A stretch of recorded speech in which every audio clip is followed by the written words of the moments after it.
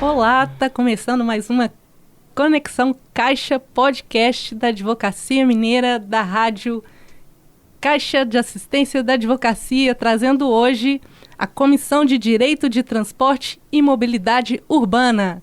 Eu sou Clarice Teobaldo, advogada especialista em trânsito. E o meu nome é Jennifer Corguzinho, também especialista em direito de trânsito, e hoje nós vamos falar sobre a educação para o trânsito. É isso aí, Jennifer. Eu vou começar a contextualizar historicamente para o pessoal entender como que surgiu o trânsito aqui no Brasil, né? Como que começou. Então, o primeiro automóvel surgiu no mundo em 1890. Já em 1910, chegou o primeiro carro aqui no Brasil. O carro foi importado, né, pelo jornalista José do Patrocínio, na época. E ele trouxe para cá um veículo francês movido a vapor. E foi aquele ofurô, né? O primeiro carro no Brasil, foi aquela sensação. E logo depois, as pessoas com poder aquisitivo, que tinham condições, na empolgação, também começaram a importar. E aí, já em 1910 mesmo, surgiu o primeiro acidente de trânsito com o próprio carro do José do Patrocínio. Ele era amigo, né, do então Olavo Bilac, também jornalista, poeta, autor do hino da bandeira. E ele, na maior boa vontade, foi mostrar, né, pro Olavo como é que se dirigia, foi ensinar pro Olavo a dirigir. Naquela época não tinha CFC, não tinha o que a gente chama hoje de autoescola, né? Então, ele, na maior boa vontade, foi ensinar pro Olavo a dirigir. O Olavo, sem destreza nenhuma, sem nenhuma noção de trânsito, pegou o carro e, como dizem, né, macetou o carro na árvore. Então, esse foi já o primeiro veículo no Brasil, também o primeiro veículo acidentado. Nessa época, né, ainda se usava o termo acidente de trânsito, que a gente não usa mais essa terminologia hoje. Mais para frente eu vou explicar o porquê. Mas aí, depois, né, dessa chegada do primeiro veículo, com todo esse ofuror da sociedade, todo mundo foi importando carro, veículos passaram a ser produzidos no Brasil depois de décadas, mas com a demanda, né, veio também o trânsito e todos os problemas advindos do trânsito como consequência. Não tinha nenhuma legislação para regulamentar, o pessoal não tinha noção do que era sinalização, de regras de conduta, de trânsito. Então, eu imagino, como eu não vivi naquela época, né, que deveria ser algo, se colocar numa cidade como Rio de Janeiro, algo parecido com a Índia ou com a China, completamente desordenado, né? E aí, com o passar do tempo, 1928, surgiu o primeiro decreto regulamentando, depois 1929, e em 1941 aqui a gente teve uma legislação um pouco mais completa em relação a condutas de trânsito, que, assim, não trazia nada sobre educação de trânsito, mas trazia algumas regras de conduta, né? Muito simples, de forma muito simplista, mas trazia. Com o passar do tempo, 1966, surgiu o que a gente chama do primeiro Código de Trânsito mesmo, o chamado Código Nacional de Trânsito. E nele, bem mais complexo, já com 150 artigos mais ou menos em torno disso, trazia, né, todas não, boa quantidade de regras de conduta, sinalização, questão de fiscalização, questões de alteração de veículo, licenciamento de veículo, mas ainda assim pecava na questão da questão da educação no trânsito, né? Ela trouxe aí no artigo 5º a questão, né, de que seria uma obrigação promover a educação no trânsito, mas não passou disso, não foi aprofundado, né? E assim ficou até o Código de Trânsito Brasileiro de 1997. Quem foi criança na década de 80, 90, acho que vai se lembrar como era o trânsito e as condutas dos motoristas antes do Código de Trânsito de 1997. Verdade. Que era o quê? Eu aposto aqui que todo mundo teve um tio, um pai ou um avô que chegava assim na época de férias ou feriado, pegava aquela Kombi, enchia de menino, enchia de parente, os meninos sentados no assoalho, o pessoal no banco, todo mundo sem cinto. Isso mesmo. Aquela confusão. O condutor da Kombi, muitas vezes sem cinto, e para complementar aquele status, oba, estamos saindo de férias, indo para a praia, uma latinha de cerveja na mão. Isso mesmo. Não é? Era aqui em Minas, uma pinga.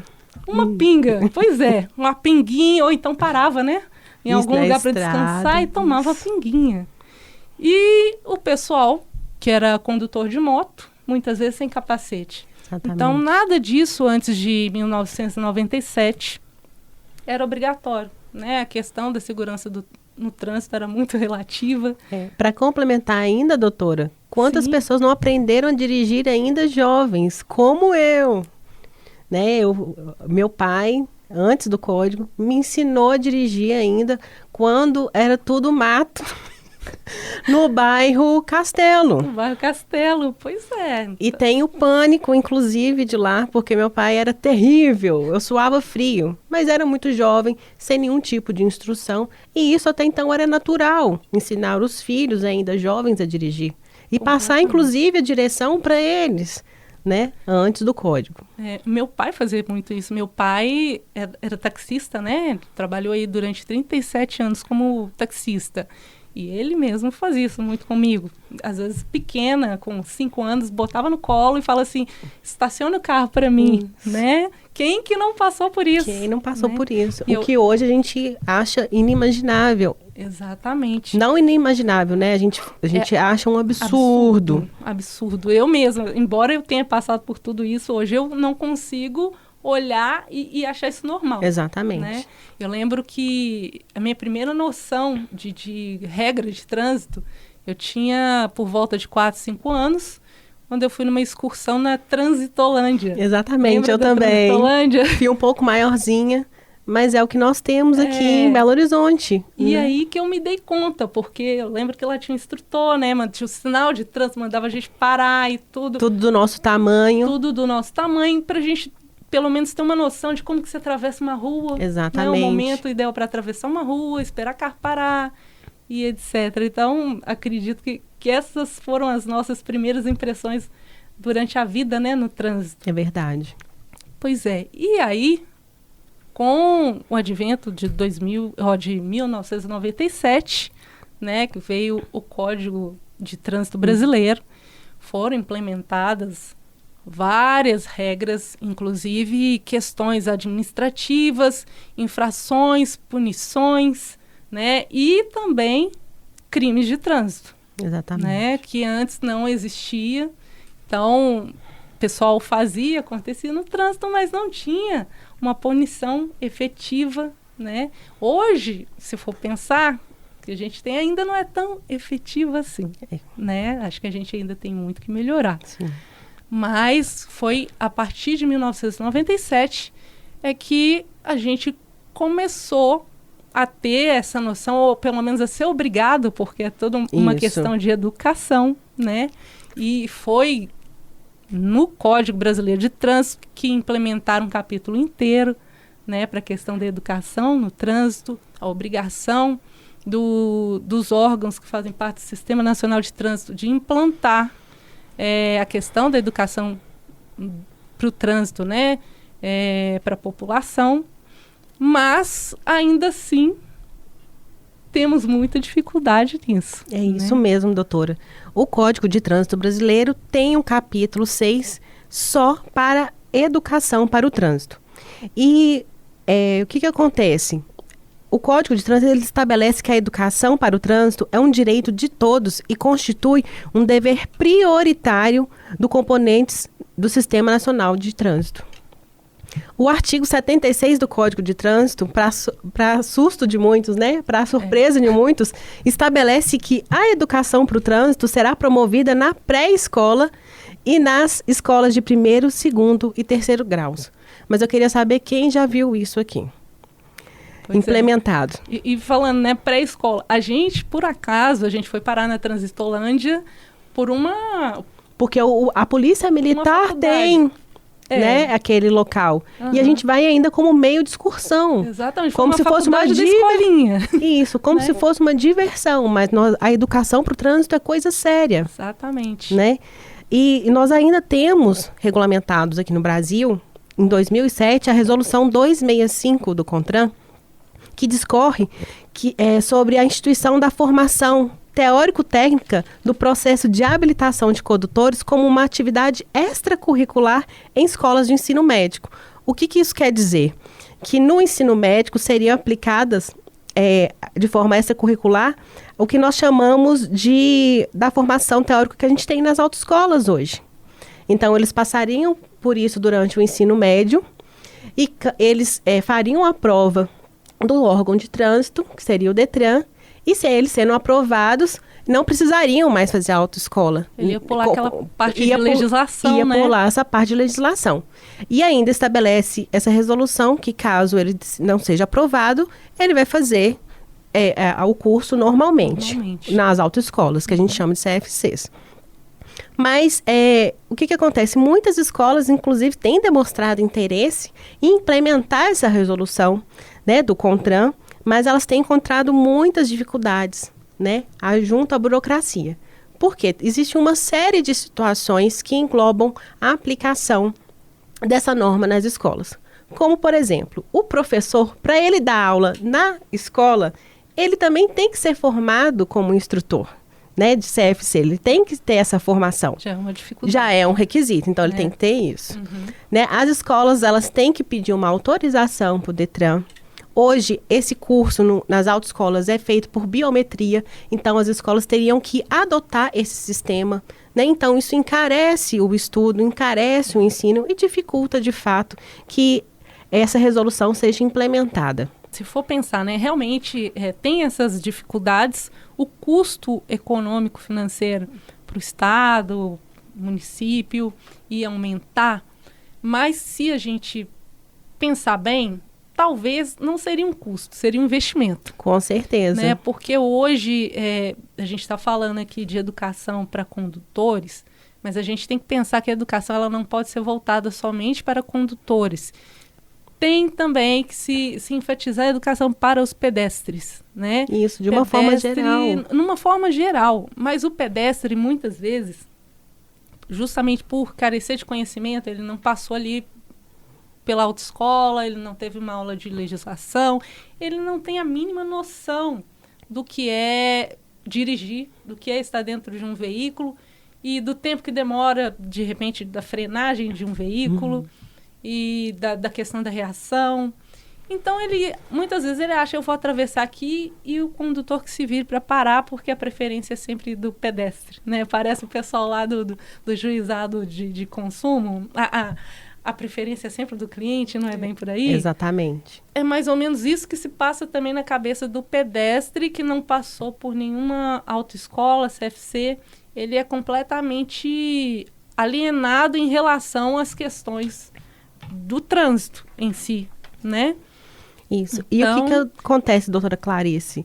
Além disso, assim, há uma atenção do mundo inteiro voltada para a educação para o trânsito, né, desde a primeira infância, tendo em vista os altos índices de sinistros. Né? Eu estou aqui com a atualização da OMS, que é a Organização Mundial de Saúde. O Brasil é o terceiro país com maior mortes no mundo. Né? E as mortes decorrentes de acidentes de trânsito são a 8ª principal causa de morte no país. Então, de fato, mas existem, o Brasil tem se movimentado, o Sistema Nacional tem se movimentado, existe a Penatrans, que tem como um dos eixos principais para diminuição de mortes no trânsito, a educação é um dos pilares, é um dos eixos. Temos o Maio Amarelo que vem aí, né, que é um movimento social para que a gente possa conscientizar a população como um todo. É uma chamada para a população, para as entidades, justamente para a educação do trânsito. E isso tem os ensinos, o Sistema Nacional de Trânsito, os órgãos de trânsito comparecem nas escolas, mas ainda de forma muito pontual, né? Muito mais no Maio Amarelo ou então na semana de trânsito, que é em setembro, que vai do dia 18 a 25 esse ano. Mas ainda assim, ainda é muito isso pouco. É muito pouco, né? Mas tem sido falado hoje como tratar a matéria de direito de educação para o trânsito de forma transversal, em todas as matérias nas escolas, seja no português, no inglês, implementar um texto, né? Ou, inclusive, o direito de trânsito, né, já caiu em provas do Enem. Já se falou, por exemplo, ano passado falou-se do Maio e do Amarelo em uma questão. E em alguns anos atrás se falou sobre a questão da embriaguez, da lei seca. Que hoje em dia é quase uma epidemia, né? Exatamente. É considerado uma epidemia, porque apesar de todos os esforços, né, desde 97, campanhas, as próprias punições, tentativa de enrijecimento dessas punições para poder criar uma consciência coletiva na população, mesmo assim ainda não está sendo suficiente, né? É uma questão realmente epidemiológica. Né? Então, é muito importante, né, a gente enfatizar essa questão do Maio Amarelo, convidar a sociedade como um todo para participar junto com a gente. Né?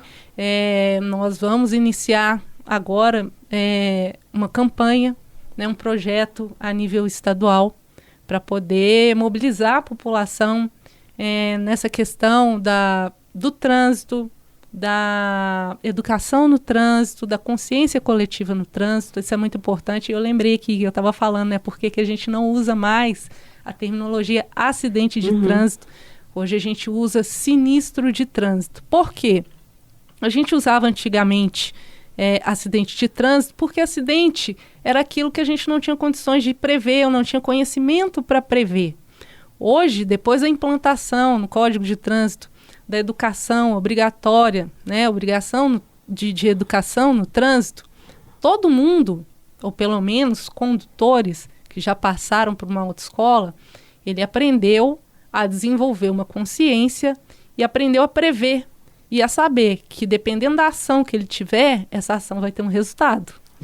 E a gente consegue prever o resultado. A gente sabe que se a gente bebe, entra dentro de um carro e a gente dirige, um resultado positivo não pode vir dessa ação. Então, por isso, a gente não usa mais a terminologia acidente. A gente usa sinistro de trânsito, né? Porque não é acidente. Não é acidente. Não é acidente. E a frase escolhida esse ano para o tema 2024 do Sistema de Trânsito Nacional, da Secretaria Nacional de Trânsito, paz no trânsito começa por você, ou seja, é uma chamada da população, de fato, para responsabilidade pessoal com cada um, né, consigo mesmo e com cada um. E foi pela primeira vez que o Senatran envolveu a população na escolha da frase. Então, eu achei interessante que a própria população escolheu uma frase que chamasse ela para essa responsabilidade da paz no trânsito. E outro detalhe, doutora, que para a gente falar continuar com relação à educação, que ela tem que ser continuada, ela não tem que ser só na escola ou só nas autoescolas. Considerando as estatísticas de 2021, é alarmante a questão sobre a faixa etária das últimas vítimas, porque ocorreu um aumento entre os homens e entre a faixa etária de 70 a 74 anos das vítimas. Ou seja, nós também estamos precisando educar a população mais velha. E devido ao quê? Esse aumento nessa faixa? É uma série de fatores, né? Lógico que tem a questão da mobilidade mesmo deles. É mais reduzida, Sim, né? Mas, por exemplo, semana passada eu quase tive um ataque cardíaco de ver ali no Life Center. Eu estava de táxi. Uma senhora foi atravessar junto com, parecia sua neta, e elas estavam no canteiro central e queriam atravessar fora da faixa. Assim que ela subiu no passeio, a avó dela voltou. Então, quase que o carro atropelou ela. Ou seja, também é uma falta de conscientização da filha, da sobrinha, da neta, com aquela relação à mobilidade. De não perceber, né? Porque, assim, a questão da mobilidade é muito séria, vai passando o tempo. A gente está nova ainda, mas nós não temos a mesma mobilidade de uma adolescente. Exatamente. Né? Então, a pessoa idosa, às vezes, ela está acompanhada de uma pessoa mais nova, e a pessoa mais nova, ela não se dá conta de que a pessoa idosa, ela não consegue atravessar correndo, se ela correr, ela pode tropeçar no meio da rua e cair. E a própria pessoa idosa, meu pai, por exemplo, meu pai tem 78 anos, ele insiste em achar que ele ainda tem a mesma mobilidade de antes, e eu vivo falando com ele, não atravessa fora da faixa, mas ele não pode ver um sinal fechado que ele entra ali entre os carros e vai. Isso. E né? tem ainda com relação às condições da via, os passeios não estão adequados, né? Para cadeirante, para idoso, né? Quantos caem? Eu vi um acidente também que o senhor ele acabou de sair do ônibus. É aquela noção também de trânsito, de educação. Ele foi para frente do ônibus. O ônibus não consegue visualizar. Não. E, infelizmente, ele foi atropelado. Nossa. Né? Mas o motorista não viu. Não vê, não vê. E isso é importante, né? É por isso que eu falo que é importante não só educar os condutores, e por isso que esse projeto para os adolescentes nas escolas é primordial, porque muitos ali, às vezes eles não vão querer mesmo tirar carteira, não vão querer dirigir um carro. Mas como pedestre, eles têm que ter a noção de como é para o condutor, a visão para o condutor. Exatamente. Né? E muitas vezes não tem. A mínima noção de que o motorista de caminhão, de um caminhão Scania, de um ônibus, não consegue ver, tem uma visão muito limitada do que está perto dele. E até né? nós, como os passageiros também, doutora, a gente tem que se portar de uma determinada forma, né?